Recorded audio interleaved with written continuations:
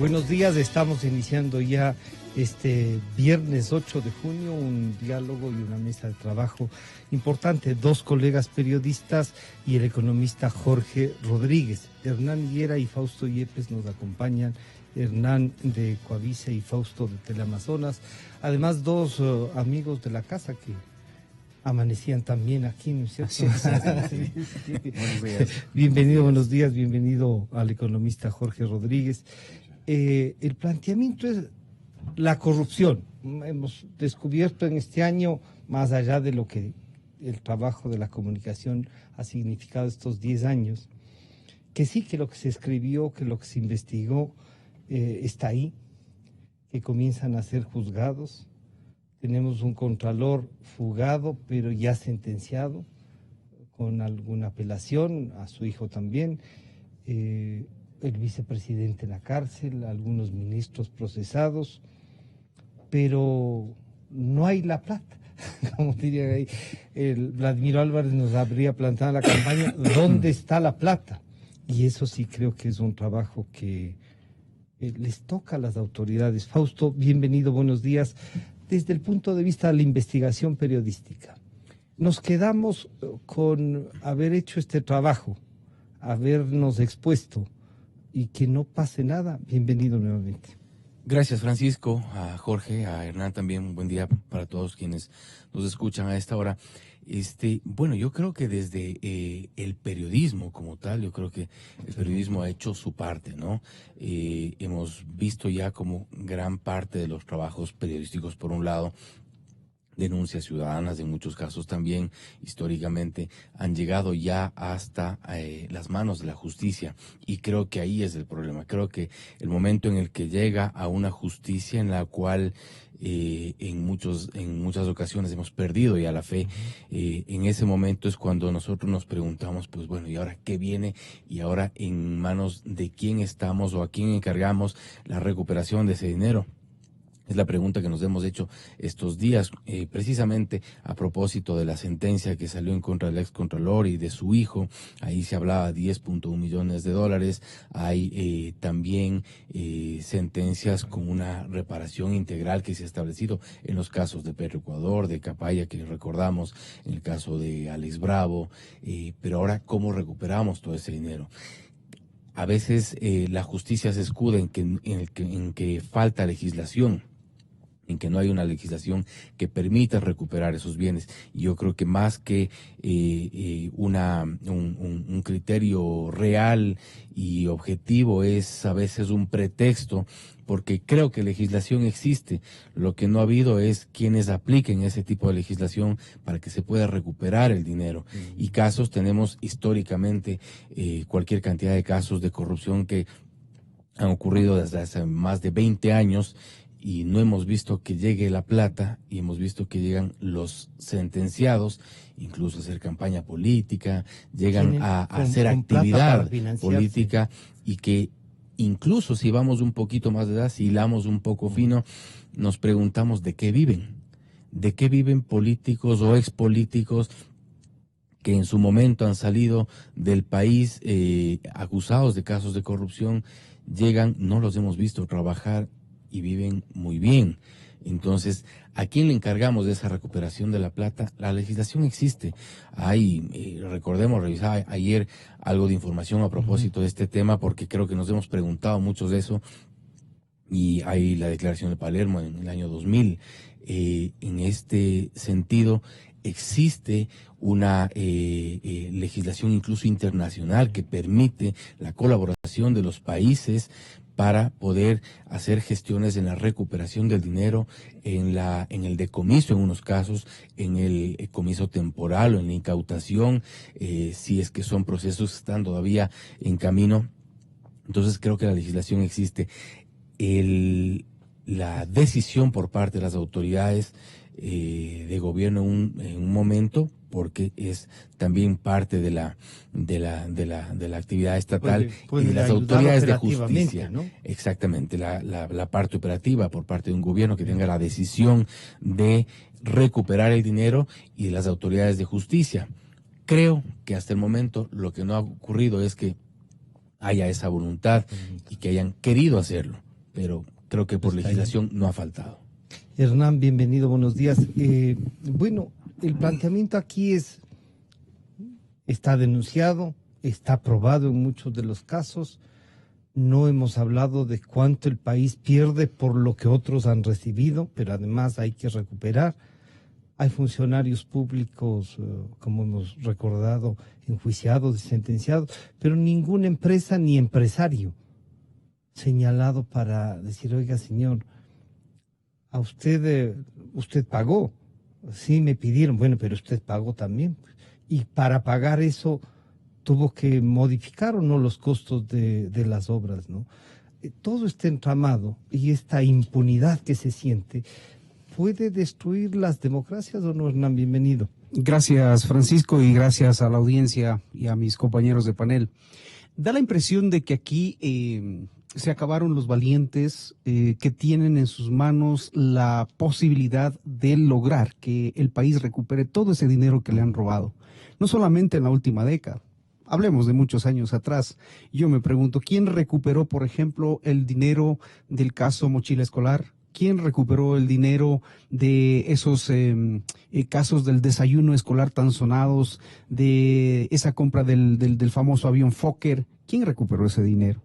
Entonces da la impresión desde que en la historia del Ecuador siempre nos acostumbramos a denunciar los casos de corrupción, a poner en evidencia a los responsables, a mostrar los documentos con los que cometieron los ilícitos.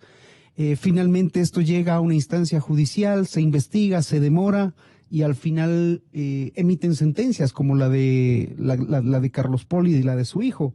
Y yo me preguntaba, ahora que escuchaba esto, 6 años, primero me parece algo espurrio frente a la cantidad de cosas y de delitos y de dinero que está de por medio. Me parece 6 años porque parecería 10 años que se le pagó. Porque mira, la generación nueva de jóvenes te preguntan, ¿y 6 años es mucho o es poco? Claro. Cuando a mí me criaba mi papá y mis abuelos me decían que robar era lo más grave que tú puedes cometer.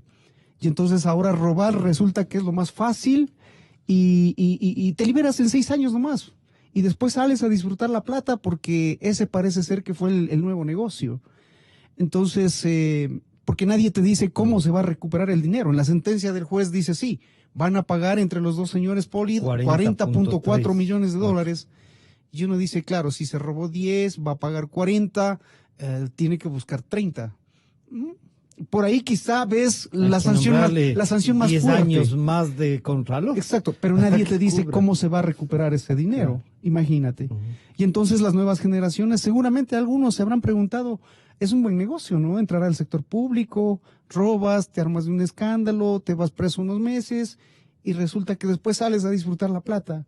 En eso nos hemos estado acostumbrando a observar quienes sobre todo denunciamos casos de corrupción y después de exponernos, sí resulta realmente una frustración, porque después de leer tantas cosas uno termina enfermo, uno después de leer tanta sinvergüencería, de ver esos enlaces, ¿no?, entre unos y otros, te indigna y te da una impotencia de no poder hacer nada más, ¿no?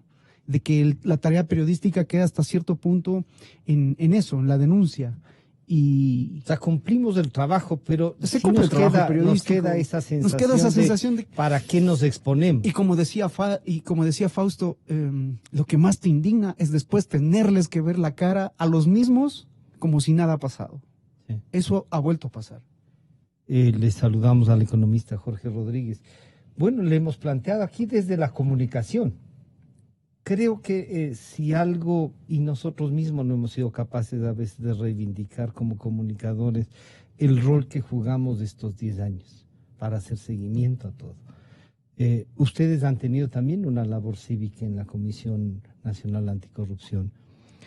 ¿Sienten esta misma frustración? Porque además a ustedes les han juzgado, a muchos de los colegas les persiguieron, nos jorobaron la vida. Y decimos, ¿para qué? ¿Para qué todo esto? Bienvenido, buenos días. Buenos días, Francisco, distinguidos amigos. Y amigos digo porque hemos caminado por el mismo camino durante los 3 últimos años fundamentalmente, en donde hemos estado vinculados con la Comisión Nacional Anticorrupción. Ustedes han sido básicamente los pilares fundamentales, incluyendo Francisco, para que ese grupo de viejitos hagan un esfuerzo cívico, eminentemente cívico, para decirle a la gente lo que está pasando en el país.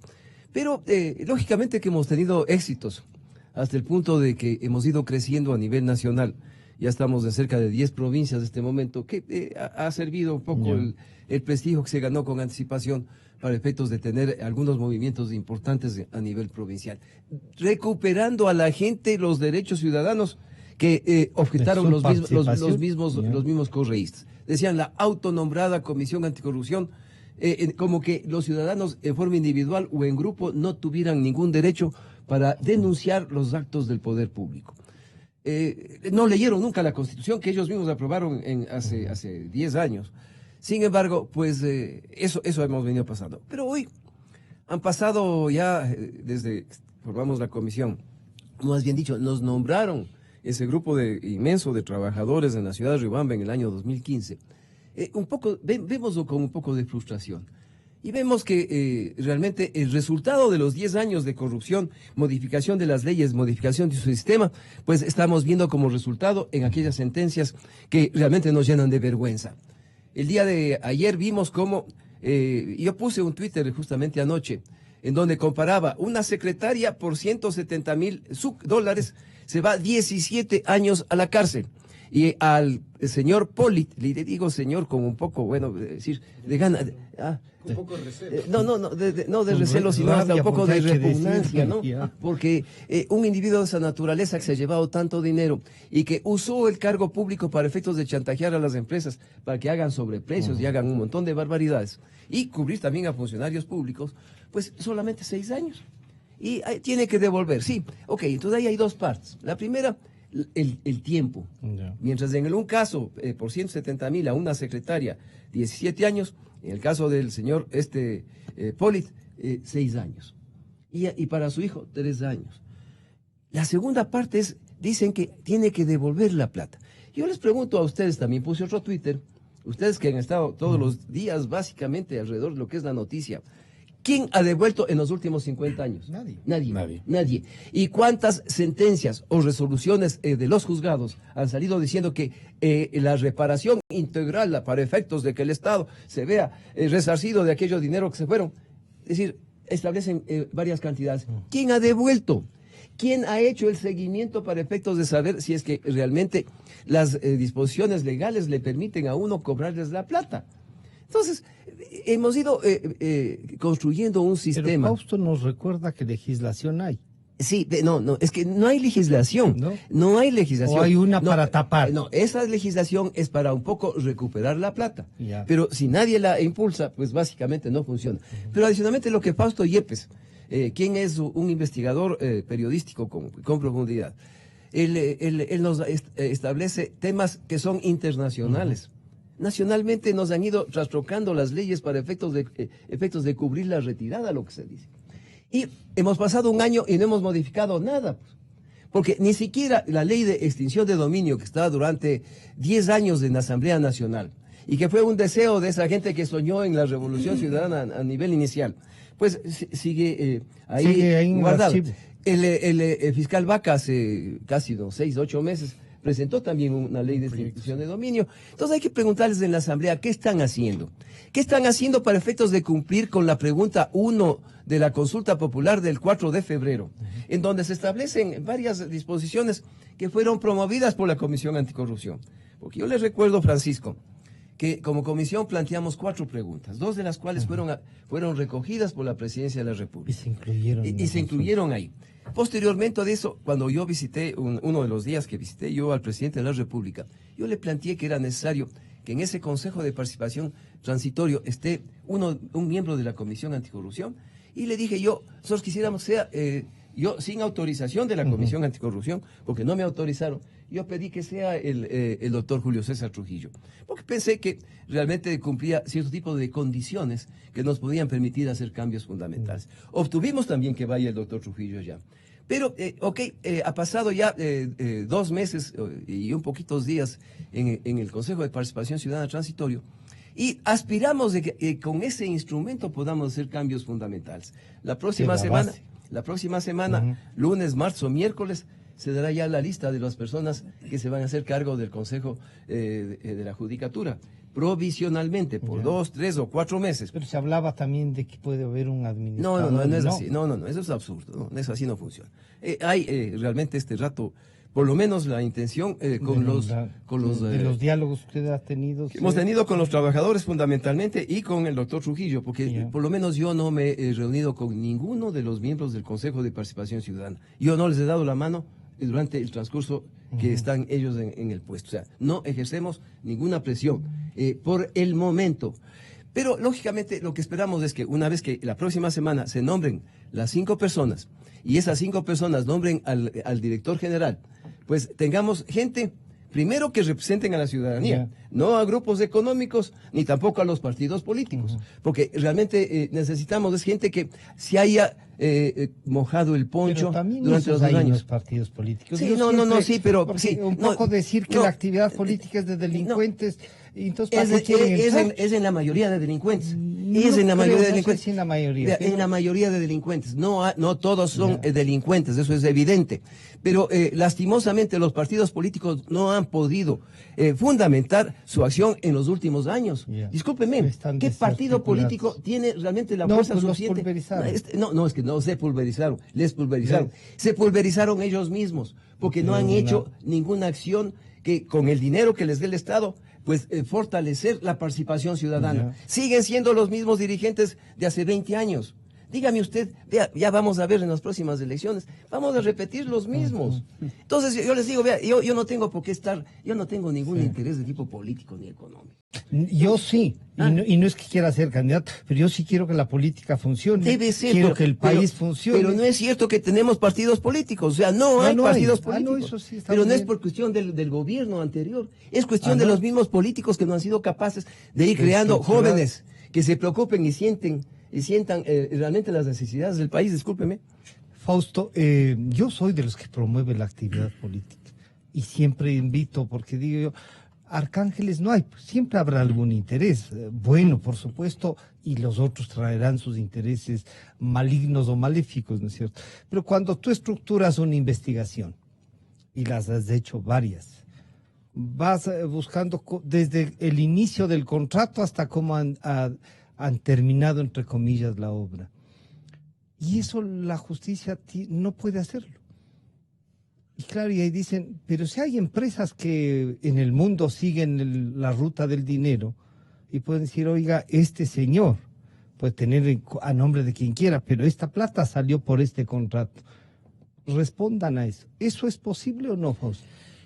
Bueno, yo creo que mecanismos no han faltado. Yo insisto un poco en esto porque legislación, creemos y sabemos, existe, sino por qué se aplica para unos y por qué no para otros.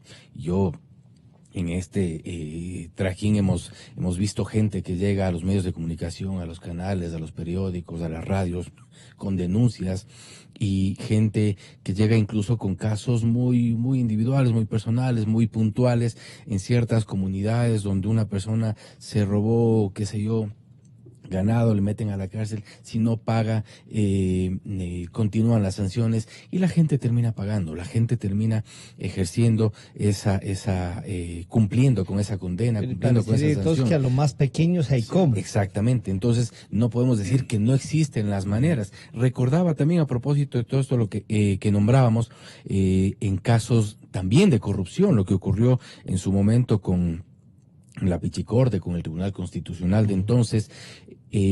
Hubo ya una sentencia a nivel internacional, existe legislación nuevamente y se sancionó al Ecuador con una reparación en favor de los magistrados que fueron defenestrados para entonces, y entonces se puso muy de moda el tema del derecho a repetición para poder cobrar a quienes votaron a quienes ocasionaron que el Estado ecuatoriano más tarde tenga que ocupar algunos millones de dólares por una interferencia política que no debió ser, que no debió ocurrir.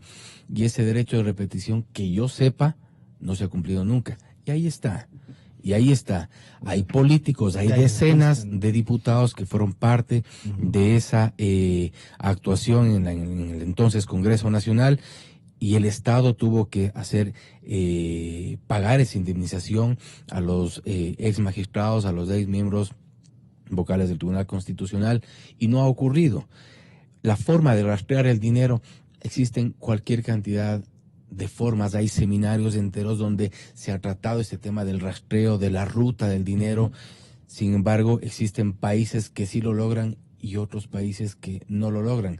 Es porque no queremos, es porque no tenemos autoridades que estén dispuestas o que tengan la valentía suficiente o que no tengan el rabo de paja para poder hacer ese seguimiento y ese rastreo financiero. Recuerdo que en uno de los primeros trabajos que hice hace muchos años en Teleamazonas, hacíamos el rastreo del dinero de uno de los banqueros y había una empresa a la cual se le había contratado. Resulta, claro, que era uno de los banqueros que sí terminó preso, que seguramente no tenía tantos contactos, o por lo menos no los más efectivos para no quedar preso o para quedarse fuera.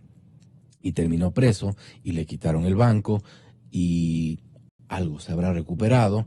Se hizo el rastreo del dinero a través de una empresa famosa en este tipo de actividades, que es la Kroll, hace 16 años.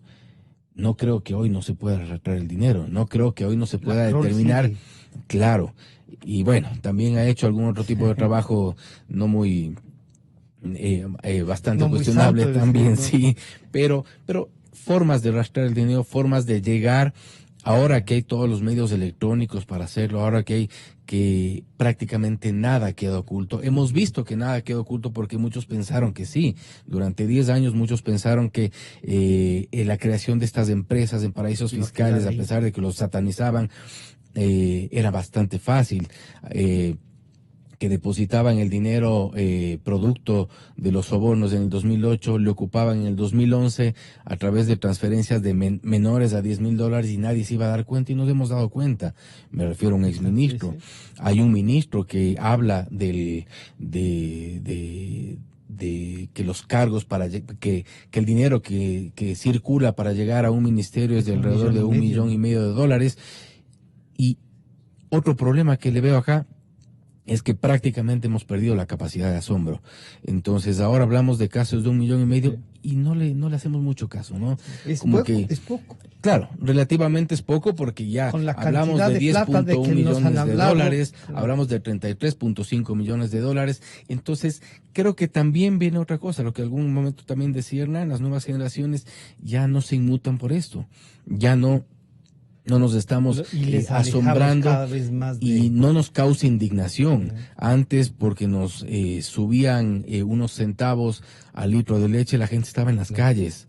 Ahora la gente tiene miedo de salir a las calles, porque ya vimos lo que pasó también, por ejemplo, en un 30S. Entonces, cuando la gente tenía su legítimo derecho a protestar, pues bueno, terminaba en la cárcel. Y la gente que no tenía el derecho de robar, no terminó en la cárcel. Hernán, de todos estos reportajes que has hecho en tantos años, has hecho el seguimiento después del reportaje, claro. ¿Cómo ha terminado? Frustrado siempre. Frustrado, sí. Pero claro. Uno de los casos así súper emblemático. A ver. Vamos al más reciente. Claro. Porque le acabo de ver al ministro de Hidrocarburos ahí en Teleamazonas. Las hidroeléctricas. Yo, por ejemplo, le escucho al ministro decir que se va a hacer una nueva verificación, una nueva inspección en Coca-Cola Sinclair, porque tiene las dudas de que hay más de 800 fisuras. Y yo cuando escucho eso digo, ministro, ¿y lo que tiene no es suficiente? Claro. Los fiscalizadores tienen los informes desde el año 2015, antes de que se entregue la primera etapa de Coca-Cola Sinclair. Allí ellos dicen que todos los distribuidores tienen los mismos problemas, fisuras que no se las puede incluso ver porque están dentro de la tubería, claro, que está fundida con el hormigón. Claro. Y cuando le escucho al ministro decir, vamos a hacer una nueva inspección, yo digo, ¿y para qué van a gastar más plata? ¿Por qué? Y como yo soy muy mal pensado, enseguida me saltan las dudas, ¿no? Porque hay cosas que la ciudadanía no conoce, pero que nosotros los periodistas tenemos ese privilegio de tener documentos y personas que nos informan, por ejemplo, quiénes están ahora detrás del sector eléctrico.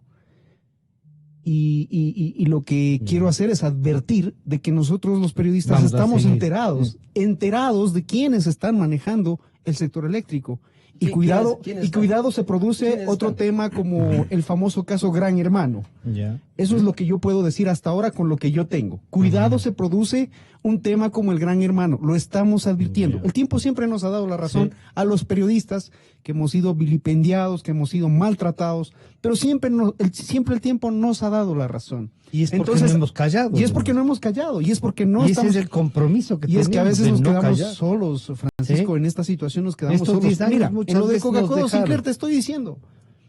Allí saben, los técnicos que están dentro saben que la única solución para ese problema de Coca-Cola Sinclair es hacer otra casa de máquinas, porque la que está no sirve, porque la que está fisurada y está rota, y hay un grave riesgo de que pase lo que pasó en Colombia. Ya. Esto lo han dicho los propios técnicos. Obviamente tienen el temor de salir a los medios de comunicación, pero a mí me lo han dicho. No saben quién yo lo he les va a publicado, respaldar. tengo los informes, hay los documentos que yo no sé si el ministro los leyó o se está haciendo, como decimos popularmente, el loco para no anunciarle al país lo que anunció como cuando se dio cuenta de lo que pasó en la refinería. Entonces, ese tipo de cosas, ese tipo de casos, cuando uno los termina resolviendo en la investigación y tienes toda la contrastación, y ves que nadie hace nada para frenar lo que pretenden hacer nuevamente, ahí tenemos otras hidroeléctricas que no han sido concluidas, se están haciendo términos de referencia para intentar fijar nuevas concluir. licitaciones, y ya vamos a ver quiénes salen de contratistas nuevos. Ahí hay que ponerle mucho ojo a ese tema. Este momento yo no estoy en capacidad de acusar a nadie, pero sí. Pero Sí quiero que sepan que estamos detrás de esas pistas. Yo quisiera, Milton, que podamos escuchar a Ramiro Crespo frente a cómo se lava ahora el dinero, ¿no? Él tenía un planteamiento así.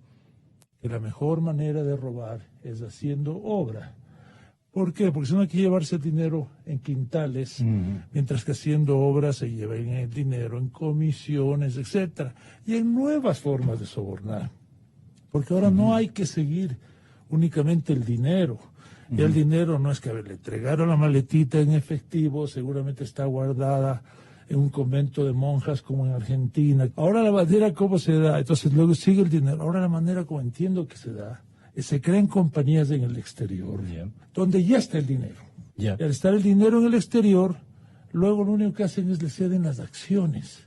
Entonces, y el dinero ya está en las cuentas, cambian de firmas y todo, y la persona está allá ya con su dinero.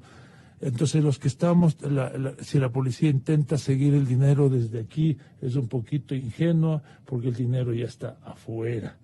Y muchas veces, y eso hay que tener mucho cuidado, muchas veces porque también ese dinero hay que lavarlo. ¿Y qué mejor que lavar el dinero que en un país bolivariano? Por eso hay que tener mucho cuidado con esas inversiones que vienen disfrazadas de inversiones chinas o de otras partes, que pueden ser el dinero de la corrupción.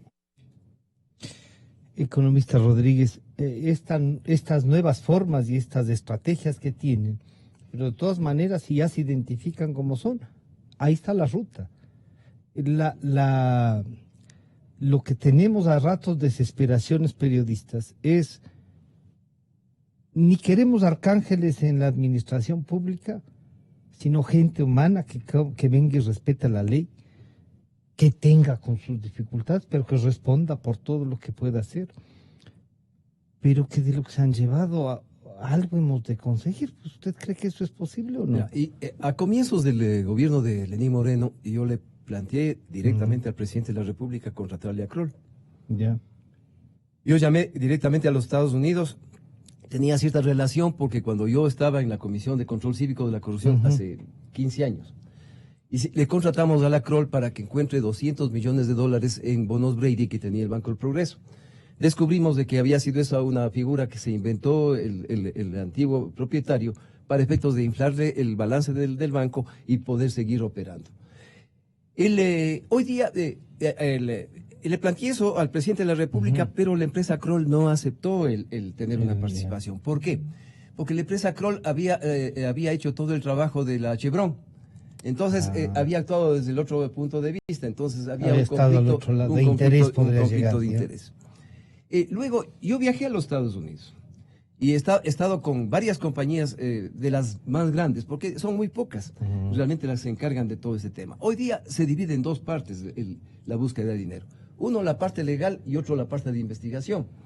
La parte de investigación posiblemente es más fácil, porque los Estados Unidos tienen el registro de cualquier dólar que en Namibia o en Grecia, en cualquier lugar, se mueve de un lugar a otro. Tienen un control bastante completo. El problema es la parte legal. Entonces, hay bufetes de abogados que son especializados en las demandas para efectos de que con cada legislación de cada país o paraíso tributario poder hacer la recuperación correspondiente. Eso no ha avanzado lastimosamente en esas condiciones. Yo incluso me he reunido con Diana Salazar de la UAFE para ver si es que se podía hacer alguna colaboración para efectos de obtener el dinero. Pero hoy día el problema es que hay para pagar el avión presidencial para que viaje por cualquier parte del mundo, pero no tenemos para la compra de un software o tampoco tenemos para efectos de hacer una adquisición de un tipo de esas empresas. Esas empresas, cuando el caso es fácil, ellos se dan cuenta de que pueden hacer recuperación. Hay inversionistas. No es la empresa que da, la que hace el contrato diciendo yo no cobro sino un porcentaje posterior cuando se obtenga el dinero. Son inversionistas que paralelamente con estas empresas, tanto de investigación como la parte legal, ponen la plata para el honorario y los gastos de la investigación correspondiente. Y una vez que se obtiene el dinero, se quedan con el 30%. Así de sencillo es el asunto. Evidentemente, ellos se dan cuenta cuáles son los casos en que hay más facilidad, como por ejemplo todos los de Panama Papers. Son facilitos, porque ya hay la información. Más aún, el tema es, nosotros tenemos ya, y les puedo enseñar a ustedes, tenemos ya transferencias de cantidad, sabemos los bancos a qué cuentas, tenemos cheques, toda esa parte de allá. Eso se encuentra en proceso de rato con la Fiscalía. Pero lo tengo yo y les puedo enseñar a ustedes de que eso vino de los Estados Unidos, la información completa en el caso de una de las hidroeléctricas fundamentalmente. Entonces, hay cómo hacerlo, pero hay que tener primero la decisión política. En definitiva, alguien tiene que decir muy bien, yo estoy de acuerdo con el tema, vamos a encargar a esta entidad. Hay dos entidades que tienen que hacerlo eso. Y que adicionalmente yo puedo financiar la parte inicial para efectos de ese control del dinero. Hay softwares, y le digo también, por ejemplo, cuando estaba hace 15 años en la Comisión de Control Cívico, compramos un software que usaba el FBI en los Estados Unidos. Pero si le comparamos con los softwares que existen hoy día, ese anterior era como los juegos iniciales salieron. ¿Podrían glosar por haber comprado eso? Como el Atari, eran los que compramos. El software de hoy día es realmente impresionante, porque usted pone el nombre Hernán Higuera o Fausto Yepes y automáticamente le calcula quién es su papá, su mamá, su tío, cuánto tienen, en dónde tienen, qué acciones tienen, en definitiva, toda la información. Cambie de nombres entonces, eso no. No le va a salir nada. Pantalla en blanco. Hoy funciona. Y ese software está aquí. Y eso les pido a ustedes, verifiquen. Está aquí. Y eso no se puede conseguir a través de colaboración. No, es que qué colaboración. Aquí vea, el mundo financiero es el que maneja el dinero sucio de todo el mundo. Pues. Entonces, son los bancos los que determinan realmente lo que son las políticas. A ellos no les va a interesar que encontremos sobre 35 mil millones de dólares depositados a nivel internacional, porque eso también les da la riqueza para seguir operando ese mundo capitalista que vive el sistema, ¿no es cierto? Entonces, esto es importante. El tema es, hay que tomar una decisión. Segundo, hay que revisar. Hay una de las unidades de la policía que hace el seguimiento al crimen organizado, tiene gratuitamente un demo de ese software. Y ellos prenden el teléfono, ponen el nombre de la persona y obtienen la información correspondiente. Pero les sirve para las multas. No, ese es otro de allá. No, él hablo solamente el del crimen organizado. Ese de ahí. Es un software que se puede obtener. En definitiva, si hubiera decisión política para efectos de hacer un seguimiento de esta naturaleza, funciona. Es que aquí lo que yo digo es que lo que al país le hace falta es un líder o un grupo de líderes políticos que decidan, por ejemplo, promover esta ley de extinción del dominio. Sí. ¿Y por qué no lo hacen? Preguntémonos. ¿Por qué nadie se apodera de ese tema que podría darle réditos políticos, que podría catapultarlo a una próxima candidatura? Quizá ahí pierde ¿Por qué no lo hacen? La pregunta es, ¿por qué no lo hacen? Y la respuesta es tan simple.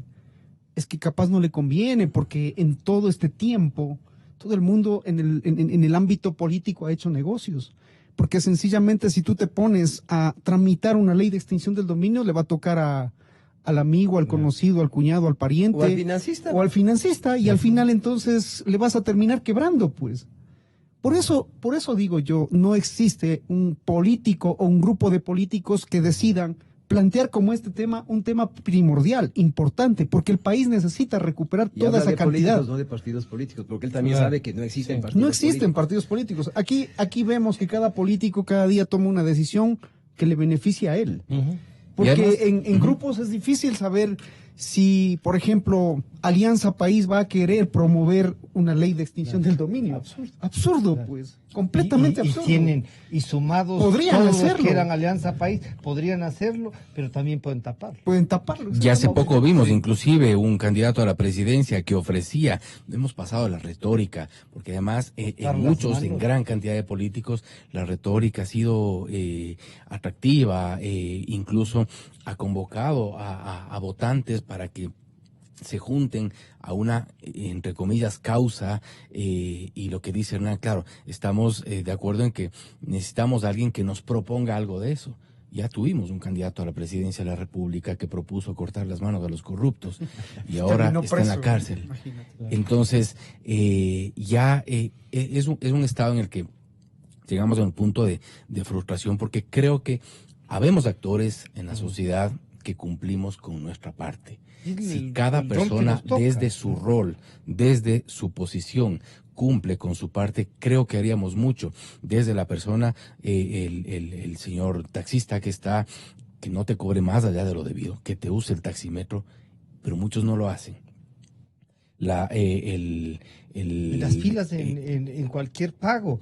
Siempre están buscando Exactamente. a alguien para cómo Entonces, pasarse por encima claro, del resto. como vivimos en una sociedad donde muchos creen ser vivos y no saben que eso es parte de un sistema de corrupción que nos tiene como nos tiene con políticos, como mencionaba hace un momento, ofreciéndonos cortar las manos a los corruptos y después de pocos meses termina preso. Entonces, es un tema de decisión, necesariamente es un tema de decisión, porque como creo que hemos coincidido en que los mecanismos jurídicos existen, los mecanismos tecnológicos existen para rastrear el dinero, hay cualquier cantidad de formas. Pensábamos hace mucho que no había forma de detectar ciertos negocios porque estaban a través de parientes, primos, con acrónimos las empresas, y terminamos ya con Capayas, con Girbra, con algunas empresas. El problema es ahora dónde. Nuevamente, la pregunta del inicio, ¿dónde está la plata y cómo la traemos? Porque ¿dónde? Creo que ya respondimos. Creo que el periodismo ha hecho mucho, Basta con los organizaciones Panama Papers, nos recordaba de lucha Jorge contra la Rodríguez. corrupción ya han hecho parte de su trabajo. Hemos detectado en dónde está la plata. Ahora, ¿cómo la traemos? Hay un sentenciado, hay $12 millones en Panamá que se detectaron del exgerente de Petroecuador. Y que yo recuerde, no hay un dólar que haya regresado. Yo quería formular una pregunta a propósito de la presencia del economista Rodríguez. Quizá ustedes tienen más datos con la experiencia en el trabajo que han hecho durante todos estos años. Como decía Fausto, hay el derecho de repetición. Se supone que cuando se juzga un caso, se sentencia y se establece la responsabilidad ante un funcionario, ese funcionario es el que debe con su plata reponerle al Estado ecuatoriano el monto que se haya fijado. En la historia de este país, ¿quién es la autoridad que debe decirnos cuánto se ha recuperado por la ejecución del derecho de repetición? ¿Quién? ¿A quién le vamos a preguntar eso? No sé, el ministro de Finanzas, hay un fondo común, al presidente de la Judicatura, no sé, ¿a quién? Porque cuando uno mira en esas sentencias, cuando dice ejecutes el derecho de repetición ante tal funcionario, lo que acabamos de ver en la sentencia de Polit, parece que esa es la parte más cómica de la sentencia, ¿no? Sí. Porque uno dice reparación integral. Sí. Absurdo. Por favor, a los señores jueces, ¿en qué planeta viven? Esa es la parte en la que más indigna. Sean conscientes con este país que necesita que se devuelvan los recursos. Hay gente presa por haber robado cantidades ínfimas y están condenadas, como bien decía el economista Rodríguez, a 13. a 17 años. Un exministro por $1 millón a 5 años. No puede ser posible. Entonces, cuando uno lee un ex vicepresidente hecho la cirugía plástica en la cabeza, con guardias armados afuera, duerme todas las noches, les pregunto a ustedes periodistas, duerme todas las noches Jorge Glass en la cárcel 4. ¿Con qué derecho? ¿Con qué derecho usa los medios de comunicación para efectos de hacer ruedas de prensa? En definitiva, ya basta. Tenemos que decir ya basta. No solamente hacer críticas. Pero ahí vendrá una cosa. Cuando usted nos dice, yo conversé con el presidente, y el propio presidente de la República nos dice, como planteamiento, vamos a la cirugía mayor. Y todo lo que se ha hecho de cirugía vino desde afuera y no les quedaba más que juzgar. Pero ha hecho una acción importante el presidente de la República. La constitución de este Consejo Provisional es vital. Es vital. Pero no les podemos que respondan por todo lo que ha pasado. Y los otros que ganan sueldo, este procurador Chico Silencio que se desaparece. Ya, pero eso hay que hacer juzgamientos. Vean, los 5 miembros van a estar 3-4 meses. Ellos van a ser responsables de entrar con motosierra. Si es que no entran con motosierra, no cumplirán sus funciones. Tenemos que limpiarle al país. Y esa motosierra significará no solamente es cambiar las cabezas, sino tenemos que ver en provincias quién está actuando, tanto en la fiscalía como en los juzgados. En definitiva, hay que hacer cosas. Pero cuidado, mientras estamos limpiando el patio grande, nos están ensuciando el patio de atrás, ¿no? Eso es lo que yo quiero advertir. Sí, y yo oí el mensaje suyo.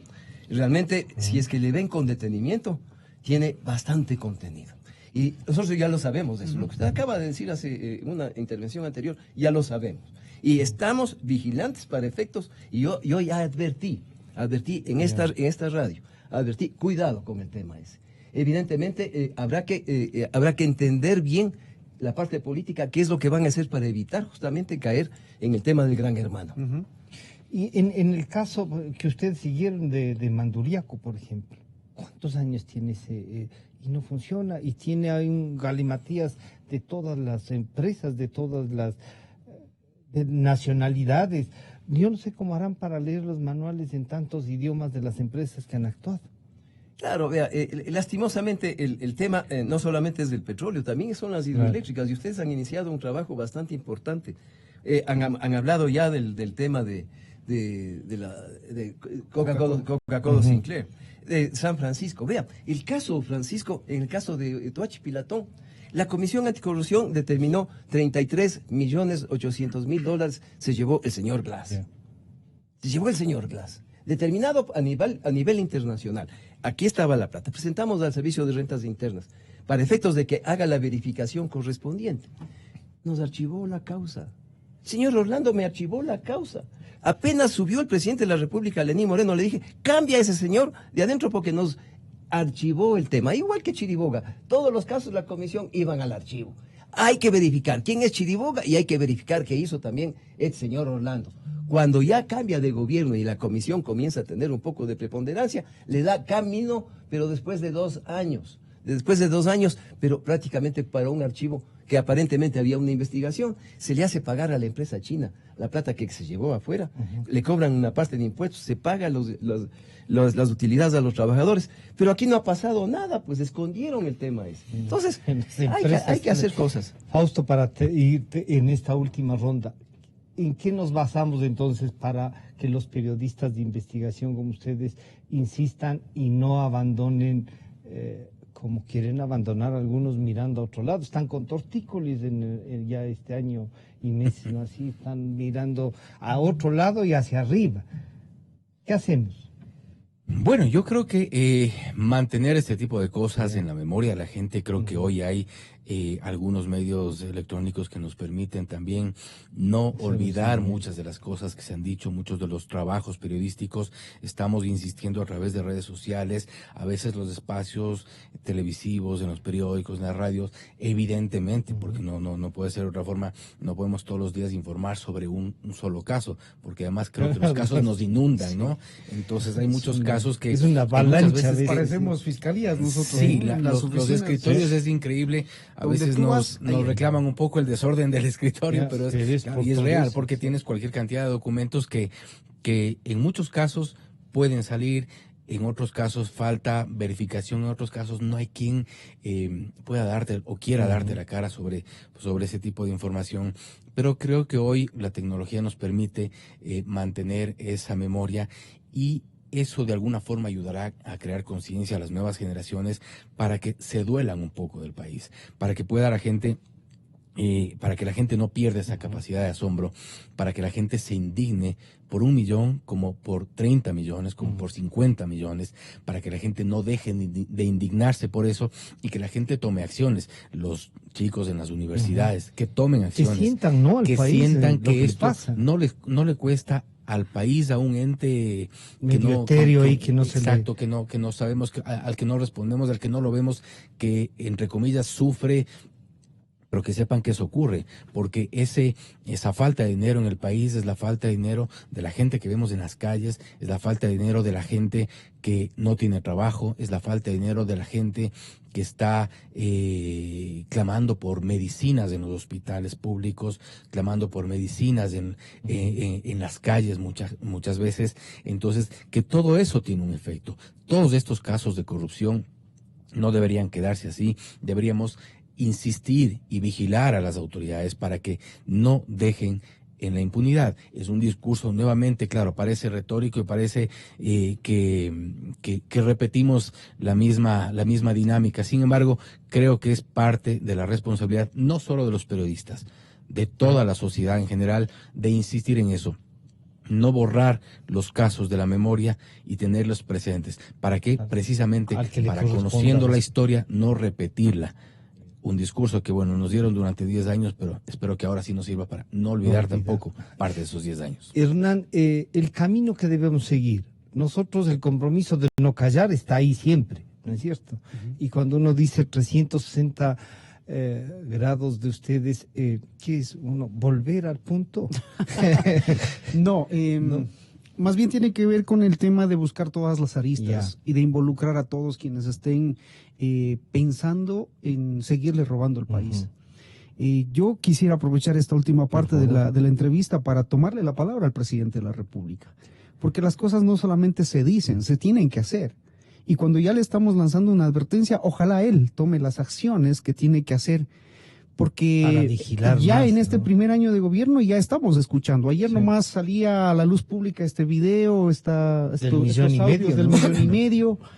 Y yo esperaría que hoy el presidente de la República, si realmente tiene un compromiso con la lucha contra la corrupción y por la transparencia, que tome las acciones, pues que no nos tenga esperando y ahora qué ir a hacer y qué va a pasar. Son 2 semanas de que el ministro la semana de Agricultura anterior, hace 2 semanas yo le preguntaba a la ministra, a la canciller, responda, porque a usted le dijeron que fue permisiva, usted fue ministra de Defensa. No le voy a responder. Por favor, respóndele al país. No le quiero responder. ¿Cómo así? O sea, tratan de ocultar las cosas que pasaron durante los últimos 10 años. Eso también es corrupción. Claro. Porque allí está la base de muchas cosas. Es que a veces de muchos negocios. Son los mismos. Hay gente que se ha atrevido a hablar después de toda esta época de miedo. Hay policías que, por ejemplo, tienen información sobre qué es lo que pasaba en la frontera norte. Hay gente que sabe qué pasaba con la droga incautada, por qué de pronto se dieron esos faltantes en números altos y a dónde iba a parar esa droga. Hay gente que no se atreve todavía a decirlo con nombres y con documentos y con pruebas, porque sencillamente no hay una confianza en la justicia. Porque aquí el que denuncia termina preso, sencillamente así. Lo denuncian por una palabra maldicha y lo pueden mandar a la calle. Entonces, ese tipo de cosas son las que yo digo que tienen que cambiar. A más de decirnos cómo vamos a recuperar la plata, tienen que darnos las garantías para poder seguir trabajando. Nosotros, como periodistas, vamos, por supuesto, a seguir.